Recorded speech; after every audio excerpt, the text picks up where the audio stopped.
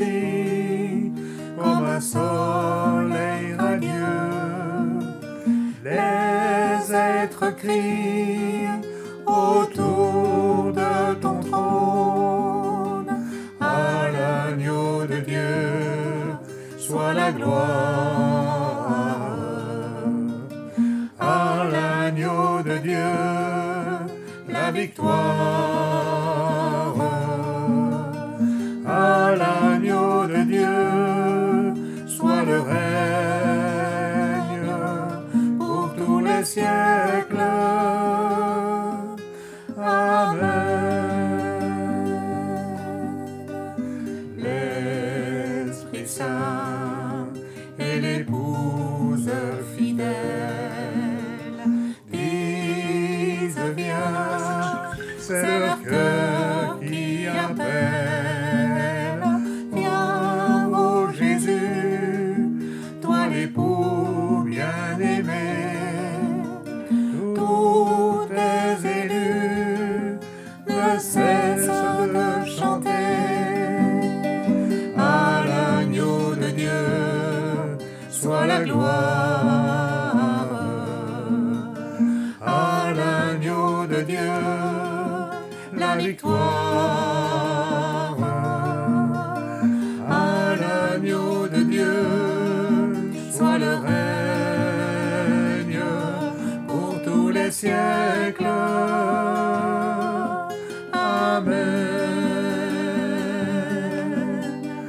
Tous les peuples et toutes les nations, d'un seul cœur, avec les milliers d'anges, entonneront en l'honneur de son nom ce chant de gloire avec force et louange.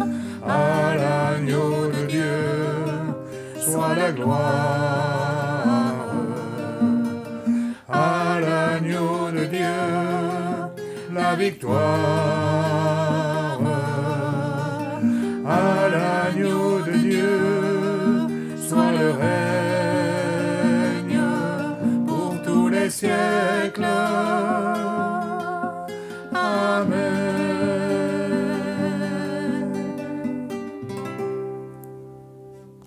Nous avons vu la semaine dernière la première partie, je crois en un Dieu créateur de tout. Dieu crée tout. Les souris, les araignées, les coccinelles, les fourmis. J'ai vu 2 ou 3 fourmis se balader sur le micro ce matin. Il a tout créé. Mais il a aussi créé les humains, il a créé l'univers, il a créé les fleurs, il a créé les arbres, il a créé tout ce que nous pouvons voir, toucher, et même ce que nous ne connaissons pas. Dieu a tout créé. Il est créateur de tout. Et nous avons posé la question la semaine passée, mais s'il a créé tout, pourquoi est-ce qu'il a laissé le mal pénétrer dans le système du monde? Est-ce qu'il fallait vraiment que le mal entre, qu'il le laisse entrer? Et en plus, conséquence, c'est que Christ a donné sa vie pour sauver ceux qui étaient atteints par le mal, c'est-à-dire tous. Pourquoi fallait-il qu'il en soit ainsi? Un savant de l'Ancien Testament, on l'appelle l'Ecclésiaste, dit ceci au chapitre 7. Il se pose beaucoup de questions. Et au chapitre 7, verset 23, la deuxième partie, il dit ceci.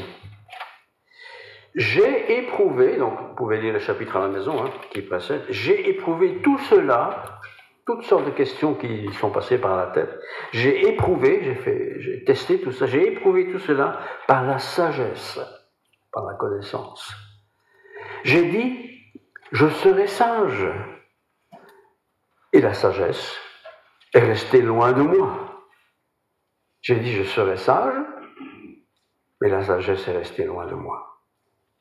Ce qui est loin, ce qui est excessivement profond, qui peut l'atteindre? Il fait allusion à la sagesse. Il ne parle pas de cette sagesse superficielle comme ça, mais ce qui est profond, ce qui est costaud, ce qui amène à la réflexion. Qui peut l'atteindre? Qui peut la saisir, la comprendre? Qui? Je me suis appliqué dans mon cœur à connaître, à sonder, à chercher la sagesse, et la raison des choses. Ce que nous faisons sans doute tous de temps en temps, on se dit mais pourquoi, comment, enfin ce genre de choses. L'auteur ici, il s'est appliqué à ça d'une manière intensive. Donc, il a cherché la sagesse et la raison des choses, et à connaître la folie de la méchanceté et la stupidité de la sottise. J'ai essayé de comprendre tout ça. Comme nous, sans doute, aussi, nous essayons de comprendre des choses qui sont incompréhensibles. Et lui, il a fait ça toute sa vie. Et j'ai trouvé plus amer que la mort, c'est un peu violent ce qui est écrit, et j'ai trouvé plus amer que la mort, la femme dont le cœur est un piège et un filet. Il aimait bien les femmes. Mais il dit c'est pire que la mort. Et dans les mains des... Donc, je vais redire l'entier. Et j'ai trouvé plus amer que la mort, la femme dont le cœur est un piège et un filet. Quelqu'un qui m'entraîne où il ne faut pas, quoi. Et dont les mains sont des liens. Celui qui est agréable à Dieu lui échappe. Mais le pécheur est pris par elle, piégé par elle. Voilà ce que j'ai trouvé, dit l'Ecclésiaste, en examinant les choses une à une pour saisir la raison. Voici ce que mon âme cherche encore et que je n'ai pas trouvé. J'ai trouvé un homme entre 1000, mais je n'ai pas trouvé une femme entre toutes. C'est pas le sujet du mariage aujourd'hui, c'est pas le sujet, mais ça fait partie de l'ensemble de ce passage. Seulement. Donc il continue à se poser des questions. Seulement. Voilà ce que j'ai trouvé. C'est que Dieu a fait les hommes droits. Dieu a fait les hommes droits. Mais ils ont cherché beaucoup de détours. Ils ont cherché beaucoup de détours.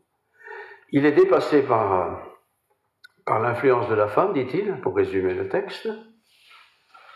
Et ça m'embarrasse beaucoup. Mais ce qui est important, c'est que Dieu a fait les hommes droits, les hommes, les humains donc. Il les a pas mis au monde de travers. On pourrait dire, on n'a pas de choix, c'est comme ça, on est bête, on est stupide. Non, non, non. Dieu a fait les hommes droits. Mais ils ont cherché beaucoup de détours. Et bien des gens cherchent par beaucoup de détours le chemin du salut, qui est pourtant accessible à chacun de nous. Alors je reviens à ce que nous avions lu la semaine dernière dans la méditation. C'est dans l'évangile de Marc, chapitre 7, versets 20 à 23. Il est écrit ceci, Marc 7, 20 à 23. Voilà. Il dit encore, ce qui sort de l'homme, c'est ce qui souille l'homme. Rappelez-vous la semaine dernière, c'est ce qui sort de l'homme, c'est ce qui souille l'homme. Car c'est du dedans, c'est du cœur des hommes que sortent les mauvaises pensées. Tout ce qui n'est pas net dans la tête, ça sort du cœur, du dedans. Et il détaille les adultères, les débauches, les meurtres, les vols, les cupidités, les méchancetés, la fraude, le dérèglement, le regard envieux, les calomnies, l'orgueil, la folie. Tout ça sort du dedans de nous.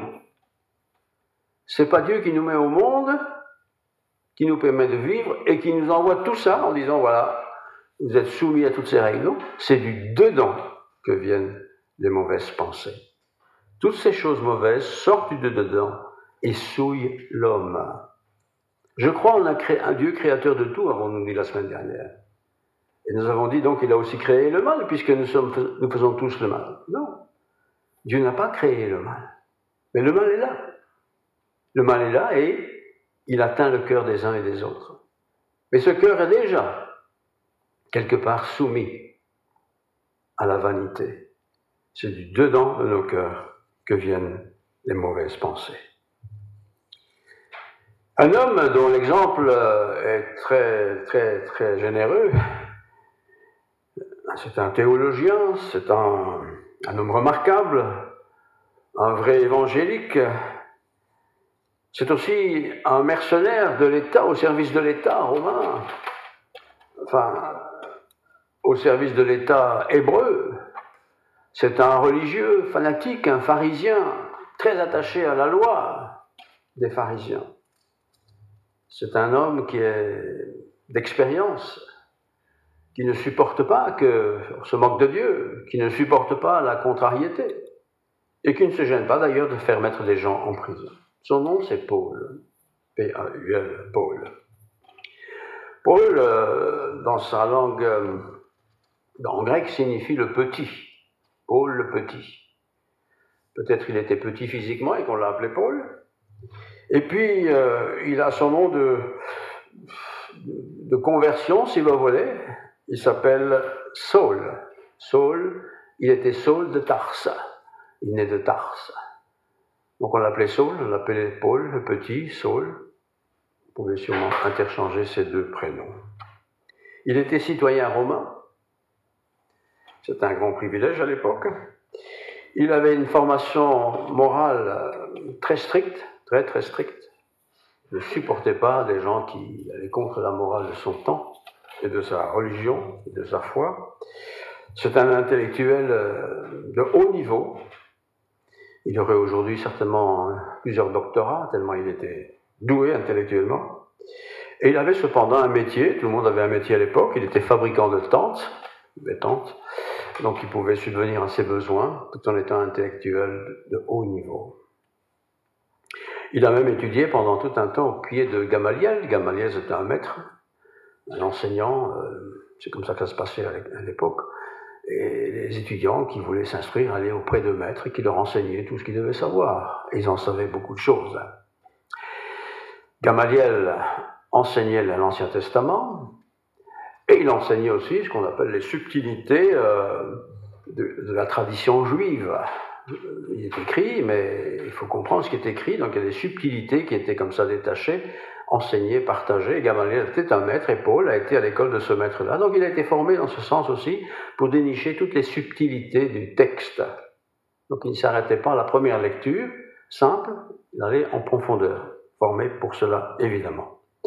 Alors il est dit dans l'épître de Galates, concernant ceci, Galates 1, 14, il est dit, vous avez vu, verset 13, vous avez su, en effet, quelle était autrefois ma conduite dans le judaïsme. Donc là, il est devenu chrétien. Comment je persécutais à outrance et ravageais l'Église de Dieu. Il ne pouvait pas pester, il ne pouvait pas sentir ces chrétiens. Et il les persécutait. Et comment j'étais le plus avancé dans le judaïsme que beaucoup de ceux de mon âge et de ma nation, étant animé d'un zèle excessif pour la tradition de mes pères. Paul, avant de devenir chrétien, c'est Galates chapitre 1, c'était un fanatique. Un fanatique. Il y a des fanatiques aujourd'hui dans toutes les religions du monde qui, pour correspondre au message de leur religion, sont prêts à exterminer ceux qui ne sont pas d'accord. Et les chrétiens, en cours de l'histoire, ne sont pas gênés pour le faire, rappelons-le aussi. Et Paul faisait partie de ces gens-là, quoi. Il persécutait les chrétiens. Et il persécutait d'autant plus les chrétiens qui étaient d'origine juive, qui se convertissaient, parce que pour lui, c'était des traîtres à la famille, à la descendance d'Abraham, que de adhérer, proclamer, vivre au nom de ce Christ, qui pour lui était évidemment un arnaqueur, un tricheur, un faux prophète, enfin toutes ces choses-là. Donc voilà, situer un peu l'apôtre Paul. Un fanatique, mais convaincu qu'il était dans le bon chemin et qu'il ne supportait pas évidemment la contrariété quant à ce fanatisme que lui pensait bien comprendre. Mais il était très intelligent, il était très doué et on peut comprendre cela. Alors Galates 1,14, je relis. Comme j'étais... Je vais mettre le verset 13. Vous avez su, en effet, quelles étaient autrefois ma conduite dans le judaïsme. Comment je persécutais à outrance et ravageais l'Église de Dieu. C'était grave, hein. Et comment j'étais le plus avancé dans le judaïsme que beaucoup de ceux de mon âge et de ma nation, étant animé d'un zèle excessif pour la tradition de mes pères. C'était vraiment un convaincu de convaincus, qui pour satisfaire ses convictions était prêt à exterminer tous ceux qui le gênaient. Ça existe encore aujourd'hui dans énormément de religions. On est convaincu, on a raison, ceux qui ne sont pas d'accord, allez hop, zigouillé, terminé, basta. Jésus-Christ n'a jamais tué personne. Il a au contraire toujours relevé l'indigent, accompagné celui qui était faible en esprit, ceux qui ne comprenaient pas, il leur a expliqué les choses. Ça, c'était bien sûr l'image de notre Seigneur Jésus-Christ. D'ailleurs, Paul ne s'est pas limité à ça, il est même dit de lui, ça se trouve même dans la parole de Dieu, qu'il a participé, il a donné la main d'association, il a donné son cachet, son feu vert, au meurtre d'Étienne. Étienne était un disciple de Jésus de premier temps, un chrétien des nouveaux, et il a été assassiné hors des autorités. Et lui avait donné son cachet, son feu vert. Allez-y, je vous soutiens. C'est pas vraiment ce que même l'Ancien Testament a proclamé. Il n'a pas dit qu'il fallait tuer son ennemi, il fallait lui parler, essayer de le sauver, essayer de lui montrer la voie. Et il a participé. C'est pour décrire le personnage ici. L'égarement de sa conscience était tronquée par son fanatisme, l'a poussé avec acharnement à faire mourir tous ceux qui respiraient de près ou de loin disciples de Jésus-Christ. Il ne pouvait pas les piffrer. Voilà le personnage. Et quand on a en face de soi des gens qui sont convaincus à ce point d'exterminer tous ceux qui vont contre son avis, nous sommes en grand danger, n'est-ce pas? Parce que le fanatisme a toujours été dangereux. Et en tant que chrétien, il nous faut des convictions, bien sûr, on est convaincu de ce que la Bible déclare, ce qu'elle raconte. Mais c'est pas parce que j'ai une conviction que la Bible est vraie et que c'est le chemin pour aller vers Dieu que je m'en vais exterminer tous ceux qui ne sont pas d'accord. Au contraire, je vais les aimer. Je vais leur parler de l'amour de Dieu. Je vais leur témoigner de l'amour. Mais Paul n'avait pas encore compris ça, tellement il était fanatisé contre ces chrétiens, alors qu'il pensait évidemment bien faire. Et tout ce que je vous raconte ici, je ne l'invente pas évidemment, nous lisons dans Acte 9, les 19 premiers versets. Nous avons un peu le temps. Comme ça, nous allons connaître bien le personnage et arriver au centre de mon sujet. Cependant, Paul, c'est le même personnage, respirant encore la menace et le meurtre contre les disciples du Seigneur, voilà le personnage, il respirait encore le meurtre, voilà, se rendit chez le souverain sacrificateur et lui demanda des lettres pour la synagogue de Damas. Donc, acte 9. Afin que s'il se trouvait des partisans de la nouvelle doctrine, donc s'il y avait des chrétiens, hommes ou femmes, et les amène liés à Jérusalem. Et pour ça, il fallait une lettre de recommandation de l'autorité. Et il essaie d'avoir cette lettre. Comme il était en chemin et qu'il approchait de Damas, tout à coup, une lumière venant du ciel resplendit autour de lui. Ça, c'était pas prévu. Il tomba par terre. Et il entendit une voix lui disant « Saul, Saul, pourquoi me persécutes-tu » Il répondit « Qui es-tu, Seigneur » Et le Seigneur dit « Je suis Jésus que tu persécutes.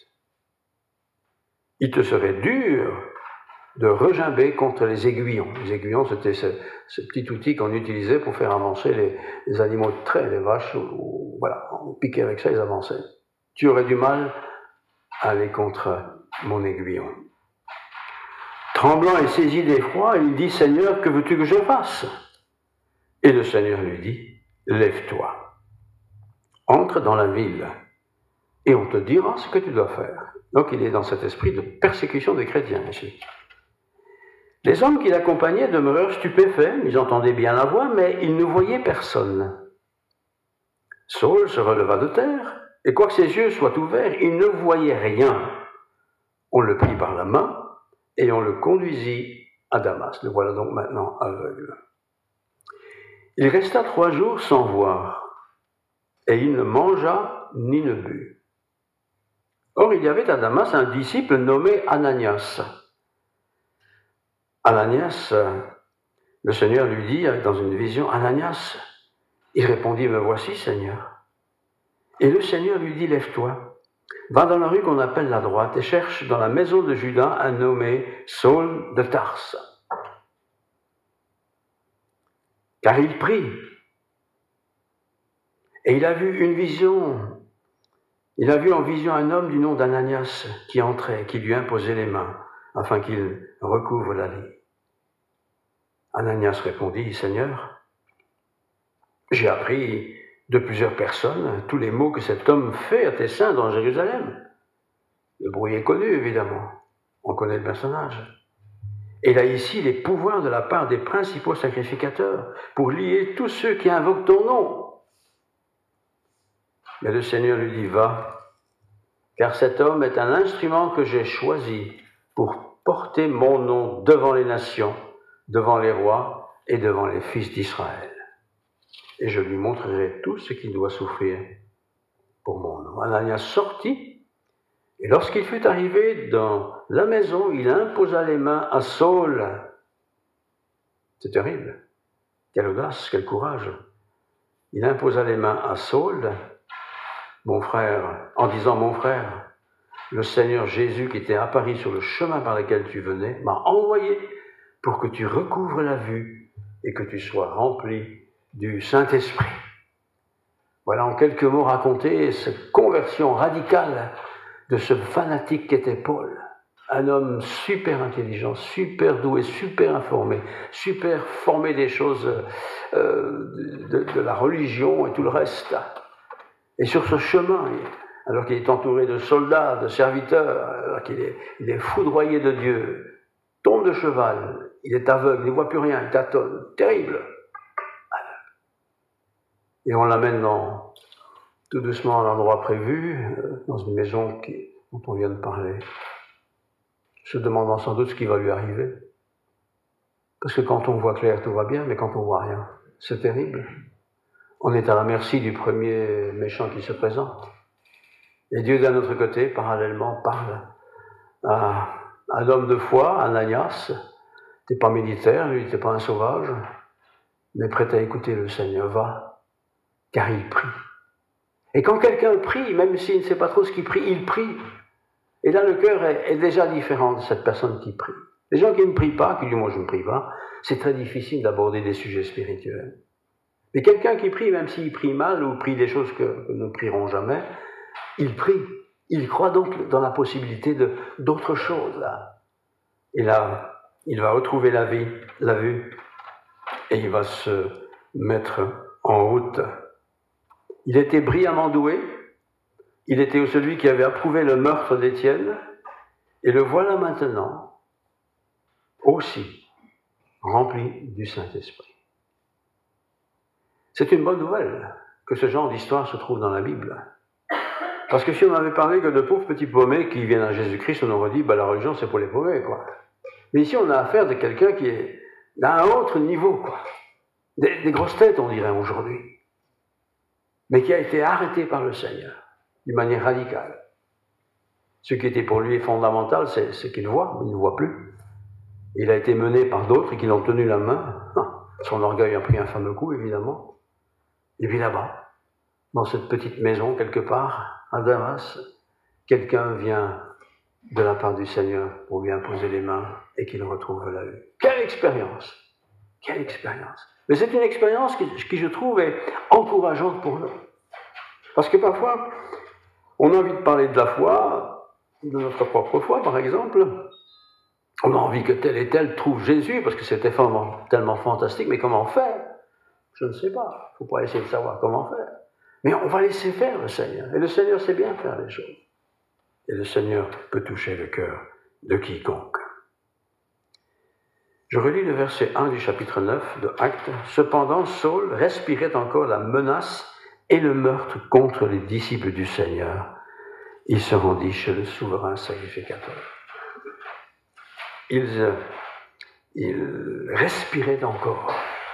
C'était encore dans la connaissance des uns et des autres. Mais il a changé. Il a reçu le Christ. Il est devenu enfant de Dieu. Et sa manière dont il a été enseigné par Gamaliel lui a été très propice parce que le message généraliste qu'il faisait de l'œuvre du Christ va tout d'un coup, je pense, prendre racine dans sa vie et il va y détecter toutes les ficelles, toutes les petites astuces, c'est pas des astuces, tous les petits détails qui vont le faire découvrir ce qu'est effectivement l'œuvre de Christ. Parce que tout ce qu'il a écrit après, il ne l'a pas inventé, il l'a écrit parce qu'il l'a reçu en révélation. Et il était intellectuellement habitué à tous ces petits détails, comme nous. Nous aimons les petits détails. Parfois on ne les voit pas, et puis on nous les raconte, et puis on se dit, bah oui, effectivement, quel détail précis, quelle lettre pointue, quelle phrase extraordinaire. La parole de Dieu est vivante. Et dans ce qui est vivant, il y a des choses très visibles, il y a des choses qui ne sont pas visibles, mais qui sont nécessaires à la vie. Et Paul, c'était son privilège. Il a eu une conversion radicale, c'était absolument pas prévu. Conversion radicale, terrifiante pour un homme comme lui, un homme d'État, un caractère, j'imagine, une voix tonitruante. Et le voilà humilié au point que quelqu'un doit lui prendre la main et le mener quelque part. Terrifiant ça. C'est terrible pour l'orgueil. Quelqu'un doit me balader. Je ne vois plus rien. Je suis paumé. Combien de gens ne voient rien dans la vie aujourd'hui? Ils voient physiquement peut-être, mais ils ne voient rien. Vous dites, tiens, la Bible, regarde un peu. Bah, j'ai regardé, j'ai rien vu, j'ai rien compris. Non, ça ne m'intéresse pas. Il faut quelqu'un qui quelque part vienne et lui prendre la main. Et je vais t'expliquer. Pose-moi des questions si tu veux. Je vais essayer de te répondre. Et quand on est saisi par l'Esprit de Dieu, eh bien, les choses sont différentes. Si je parle à quelqu'un qui n'est pas saisi par l'Esprit de Dieu, c'est presque peine perdue. C'est jamais peine perdue, mais c'est presque. Mais quand quelqu'un est saisi par l'Esprit de Dieu, même s'il ne le sait pas, eh bien, le message qu'on parle de Jésus, sa parole, pas mes idées, mais sa parole, pénètre dans son cœur, dans son âme, dans son esprit, et peut bien sûr permettre qu'il change de vie. Je relis le verset 9, verset 17-18. Ananias sortit, et lorsqu'il fut arrivé dans la maison, il imposa les mains à Saul, en disant, « Saul, mon frère. » Ananias connaît la réputation de Paul. C'est un fameux gaillard, ça. Mon frère. Quand on dit à quelqu'un, « Bonjour, mon frère », c'est pas rien, ça, parce que mon frère, c'est quelqu'un qui fait partie de ma famille, ou ma sœur. Elle fait partie de ma famille. Et quand je dis à quelqu'un, mon frère, bonjour, tu fais partie de la même famille que moi, tu es mon frère. Quand nous disons frères et sœurs, bien sûr, c'est des formules qu'on utilise assez facilement, mais mes frères, mes sœurs, ça veut dire qu'on fait tous partie de la même famille. On aura le même héritage. N'oublions pas, un héritage éternel. Saul, mon frère, le Seigneur Jésus, qui était apparu sur le chemin par lequel tu venais, m'a envoyé pour que tu recouvres la vue. Mon frère, tu vas retrouver la vue. Et quand nous parlons à quelqu'un de Jésus, parfois on se dit, mais j'ai dit ça, mais ça n'a pas eu beaucoup d'effet.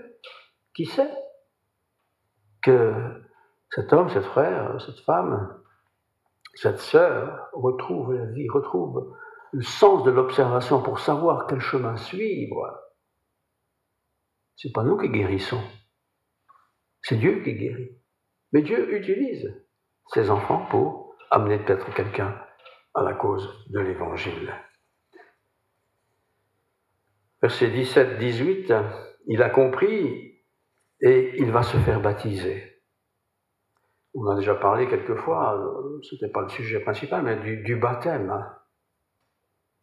Ben oui, j'ai toujours appris qu'on baptisait les bébés, moi.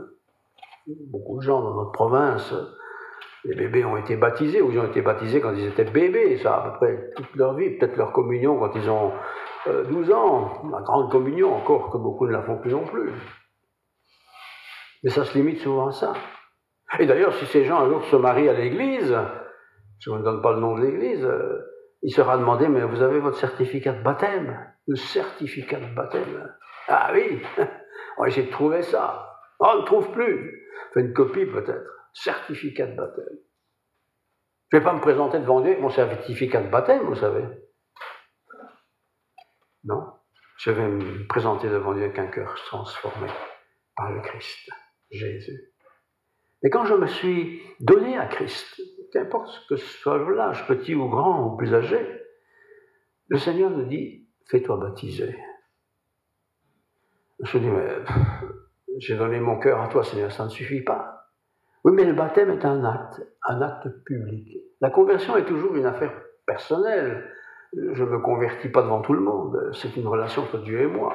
J'accepte Dieu dans ma vie. Mais Dieu veut qu'on le montre. Pas seulement le montrer pour le montrer, mais le montrer parce que d'ailleurs, ce baptême, il y a un symbole. Vous voyez ? On est mis dans l'eau, une rivière, un lac, une piscine, n'importe, un baptistère comme ici. Bon, on entre dans l'eau, on est ce qu'on est. On est submergé par l'eau. C'est un symbole, mais c'est une vérité. On ressort en nouveauté de vie. Je l'ai fait publiquement. Ça veut dire que tout le monde peut savoir que maintenant, je suis quelqu'un qui appartient à Christ et qui veut vivre Christ. C'est très important. C'est pour ça qu'on voit souvent l'injonction du baptême. Il ne s'agit pas d'avoir un certificat dans son portefeuille baptisé. Hein. Non, le baptême se verra par ma vie de tous les jours. Évidemment. Parce que quelqu'un qui s'est converti et qui a démontré par le baptême, c'est quelqu'un qui essaie de marcher droit, qui essaye de marcher selon les principes de Dieu. Voilà. Et c'est ce que Paul a fait. Il s'est fait baptiser. Le grand Paul, le maître, le savant, s'est fait baptiser. Et aujourd'hui, vous savez, on baptise encore. Hein. Il y a des gens intellectuels qui se font baptiser. Il y a des gens intellectuels qui, eux, l'idée même de se faire baptiser est quelque chose de complètement déréglé, quoi. Peut-être qu'ils ont été baptisés quand ils étaient bébés, mais encore, ils ne sont pas très contents parce qu'on n'a pas demandé son avis. Mais maintenant, on te demande ton avis. Mais tu ne te fais pas baptiser parce que tu n'es pas croyant. Voyez ? Paul n'avait que faire de tout ça. Le persécuteur devient homme de Dieu, serviteur de Dieu. Sa théologie qu'il avait apprise, il ne l'a pas mis à la poubelle. Mais cette théologie de l'Ancien Testament lui a permis d'expliquer par d'autres mots compréhensibles de son temps et compréhensibles à nous aujourd'hui de ce qu'était le projet de Dieu pour l'humain. Dieu veut que tous les hommes soient sauvés. Tous les hommes, tous les humains soient sauvés. C'est le désir de Dieu, ça. Dieu ne dit pas, toi t'es foutu, toi tu n'as aucune chance, toi t'es comme ci, t'es comme ça. Non, il veut que tous les hommes soient sauvés. Mais pour être sauvés, il n'y a qu'un chemin. C'est le chemin de Jésus-Christ. Venez à moi, vous tous qui êtes fatigués et chargés, c'est Jésus qui dit ça, et je vous donnerai du repos. Et vous trouverez la paix du cœur. Venez à moi. On ne vient pas à une religion, sinon c'est une religion. On vient à Jésus. Et on reçoit. Et on accepte ce que Jésus a fait pour nous. Et ce qu'il a fait, c'est grandiose, parce qu'il a donné sa vie. On en a déjà parlé suffisamment. Il a donné sa vie, afin que quiconque croit en lui ne périsse point, mais qu'il ait la vie éternelle. Et puis il est monté au ciel, l'ascension, on a fêté ça récemment. Puis il y a eu la Pentecôte, l'effusion de l'Esprit. Certains disent, mais c'est quoi ça, la Pentecôte encore? Moi, je n'ai rien vu, je n'ai rien senti, je ne sais pas. Bien écoutez, mercredi, l'étude biblique, je fais un peu de publicité pour cette journée. Le persécuteur devient persécuté. Parce que Paul a été aussi persécuté. Ah ben oui, parce qu'il y a encore des gens qui ne sont pas croyants, qui ne supportent pas les croyants, il y en aura toujours. Et comme vont les choses, je pense que la persécution va se rétablir d'une manière intensive. Parce que l'ennemi de nos âmes, qui est le diable, lui sait que son temps se termine.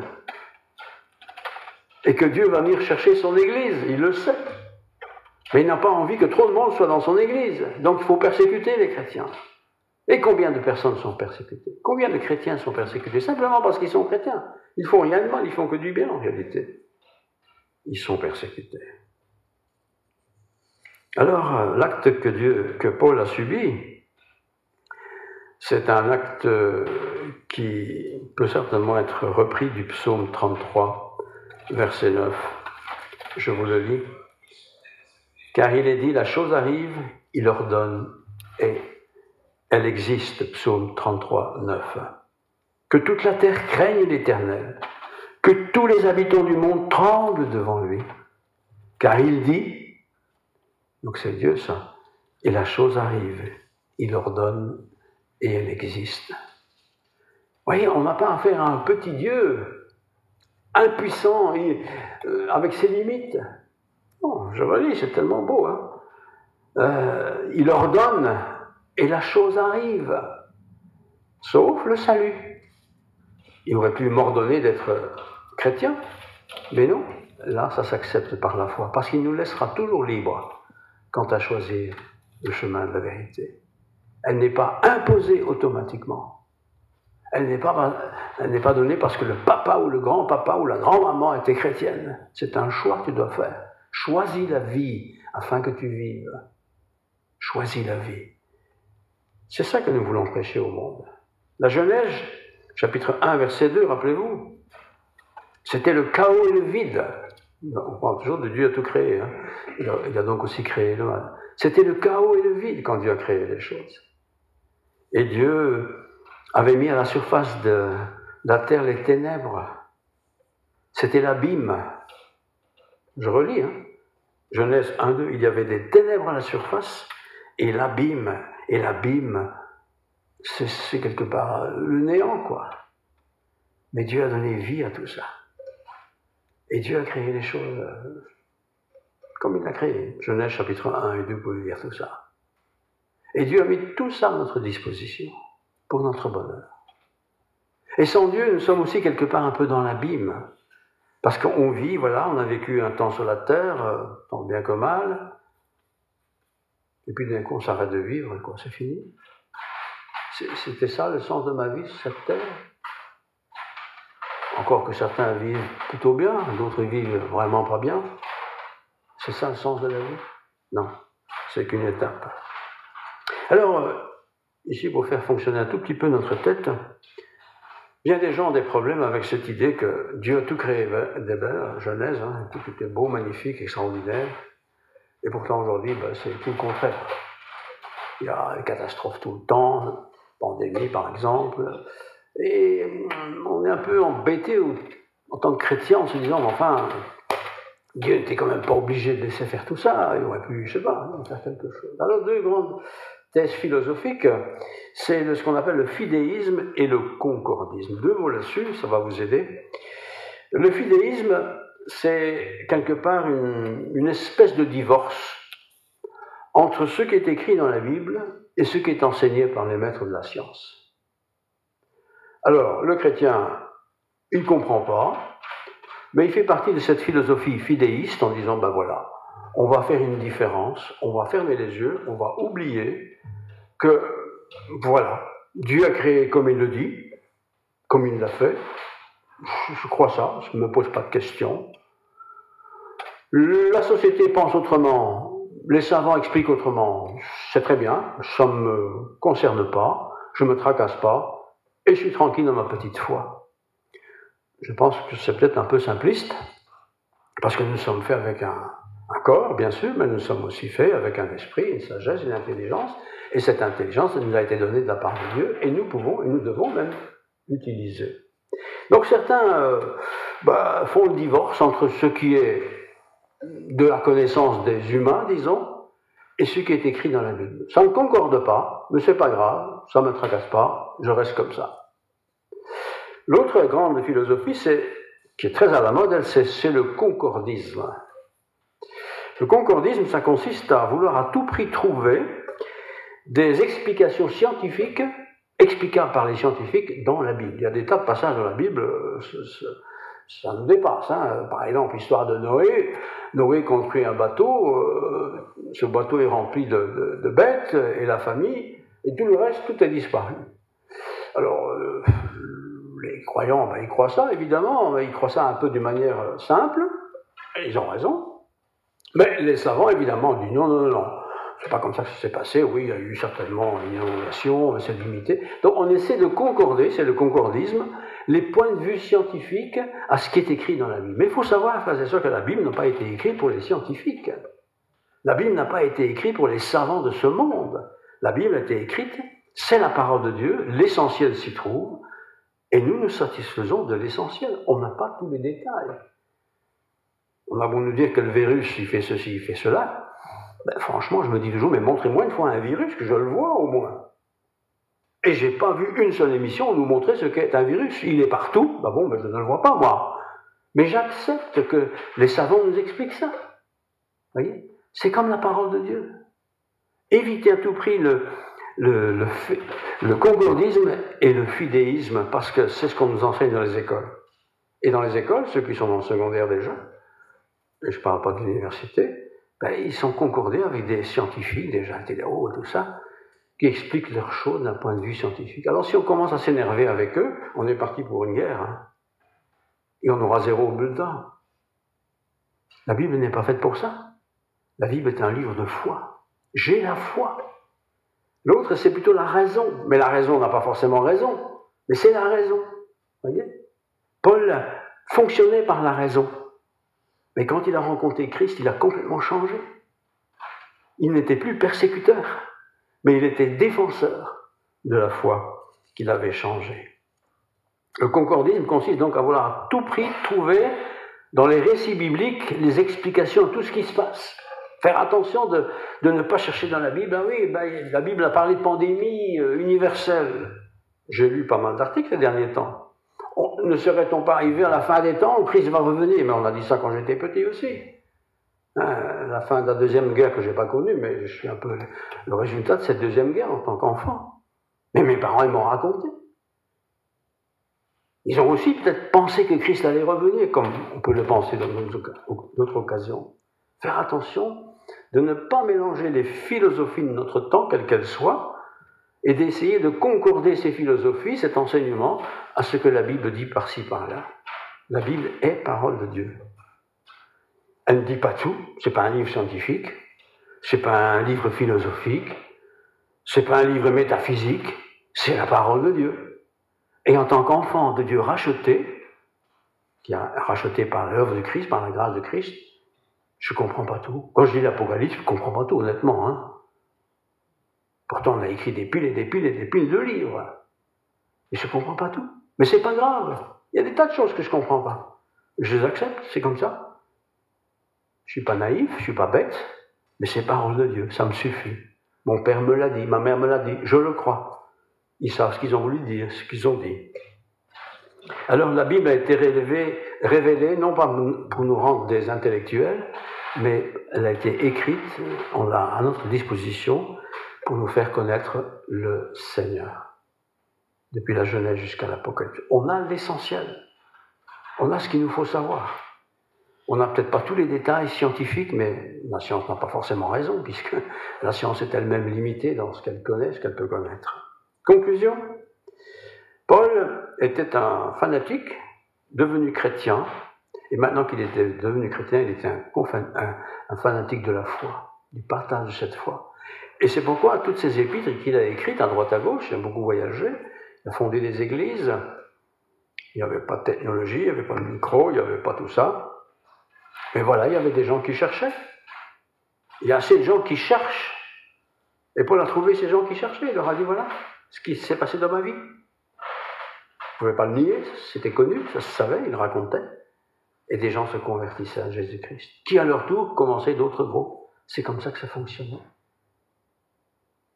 Si je faisais ici à Arlon, on a déjà fait autrefois une grande demi-page dans le journal, évangéliste Pierre-Paul ou Jacques vient ici prêcher, il n'y a pas grand monde qui viendrait, vous savez, parce qu'on ne connaît pas Pierre-Paul ou Jacques.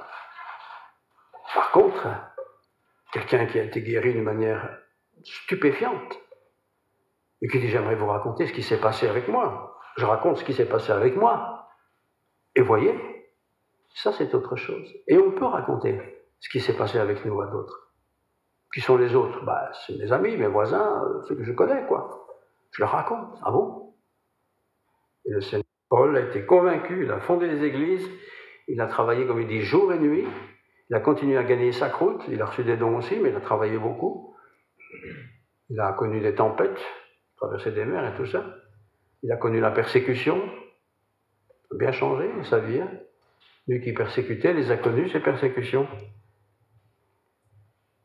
Alors je relis Marc chapitre 7, verset 13, et je termine.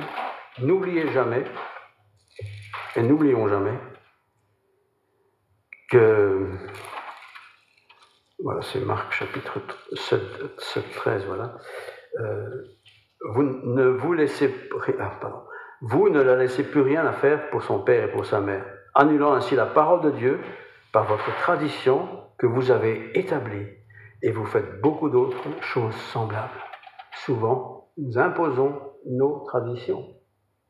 Et nous pensons parfois parler de l'Évangile, mais nous passons plus de temps à parler de ce que nous croyons et comment nous croyons.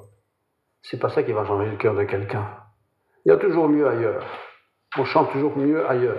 Il y a plus de show ailleurs qu'ici, ça c'est évident ça. Et ailleurs, ce sera encore moins bien qu'ailleurs. Mais nous devons parler de celui qui a changé notre vie. S'il n'a pas changé ma vie, c'est pas la peine d'en parler parce que je ne sais pas. Mais si j'ai laissé le Seigneur pénétrer dans ma vie, je sais ce qui s'est passé. J'ai toujours une barbe, j'ai toujours un homme, je ne suis pas devenu une femme, je ne suis pas une femme devenue homme, je ne suis pas devenu noir ou bleu ou ce qu'on veut, mais mon cœur est changé. Et il m'a donné un sens, une espérance.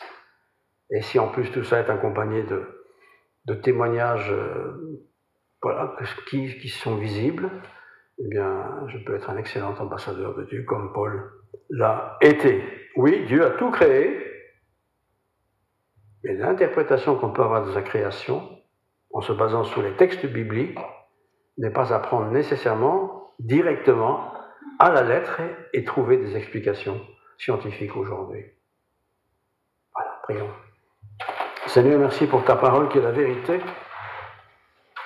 L'essentiel y est, d'ailleurs tout y est. Demandons, Seigneur, de nous aider à accepter ce qui est écrit comme étant ta parole. Accepter aussi que tu nous éclaires, chemin faisant, sur ce que cette parole dit. Et si nous sommes confrontés de temps en temps avec d'autres choses, eh bien nous voulons bien les écouter. Nous voulons même bien les examiner. Mais notre foi est en toi et en toi seul. Tu es la vérité. Tu es chemin, tu es vie. Merci Seigneur, sois béni. Amen. Amen. Merveilleux, si merveilleux.